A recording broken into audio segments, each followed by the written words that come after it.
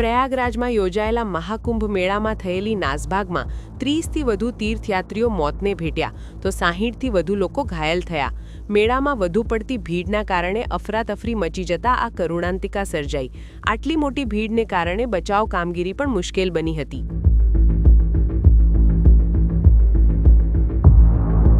22 April 2025ના રોજ આતંકવાદીઓએ જમ્મુ કાશ્મીરના પહેલગામમાં પ્રવાસીઓ પર હુમલો કર્યો, જેમાં 26 લોકોના મોત થયા।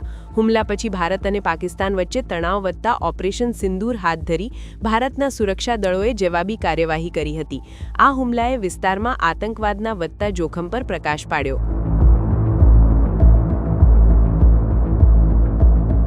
આ વર્ષની સૌથી દુઃખદ અને ગોજારી ઘટના એટલે અમદાવાદ પ્લેન ક્રેશ।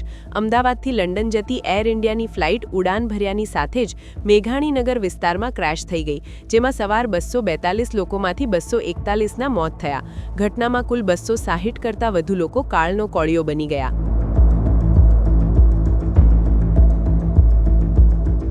9 જુલાઈ 2025 પાદરાથી ભરૂચ જવાના રસ્તે મહીસાગર નદી પરનો ગંભીરા બ્રિજ સવારે 7:30 વાગે તૂટી પડતા 22 લોકો મોતને ભેટ્યા। સૌરાષ્ટ્રથી દક્ષિણ ગુજરાતને જોડતો આ બ્રિજ તૂટી જતા આણંદ વડોદરા ગ્રામ્યનો સંપર્ક કપાયો। ઘટનાએ તંત્રની બેદરકારી સામે ઘણા સવાલો ઊભા કર્યા।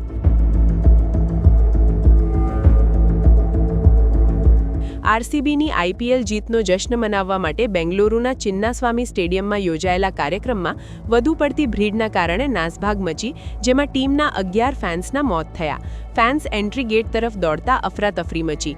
ઘટનાને લઈને લોકોમાં આક્રોશ જોવા મળ્યો, જ્યાં સુરક્ષામાં બેદરકારી માટે આયોજકોની ધરપકડ થઈ।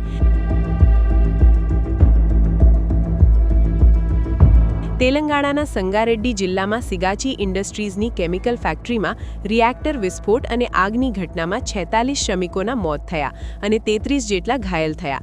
આ તેલંગાણાની સૌથી મોટી ઔદ્યોગિક દુર્ઘટના હતી, જેમાં મોટાભાગના મજૂરો માઇગ્રન્ટ હતા।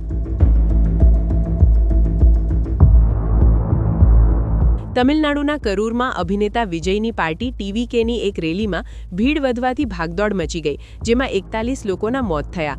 વધુ પડતી ભીડના લીધે શ્વાસ રૂંધાવાની અને કચડાઈ જવાની ઘટના બની। ભીડ પર નિયંત્રણ માટે પોલીસ અને આયોજકોની ભારે ટીકા થઈ અને કાર્યવાહીનો પણ સામનો કરવો પડ્યો।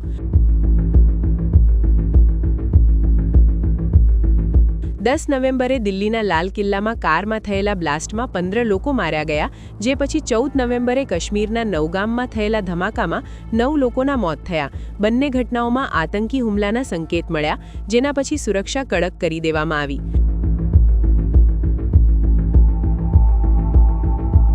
આ સિવાય વર્ષ દરમિયાન દેશના અનેક વિસ્તારોમાં વાદળ ફાટવાની, પૂરની અને હિમસ્ખલનની ઘટનાઓ બની। કિશ્તવાડ, ઉત્તરકાશી અને મંડીમાં આવેલા પૂરે કેટલાય પરિવારોને તબાહ કરી નાખ્યા। ઉપરાંત 28 ફેબ્રુઆરીના રોજ ચમોલીના માણા ગામ પાસે થયેલા હિમસ્ખલનમાં 54 મજૂરો ફસાયા, જેમાંથી 8 મોતને ભેટ્યા હતા। આટલું જ નહીં, ચોમાસામાં પંજાબમાં આવેલા વિનાશક પૂરે પણ ખેતરો સહિત ગામડાઓને મોટા પાયે પાયમાલ કરી નાખ્યા।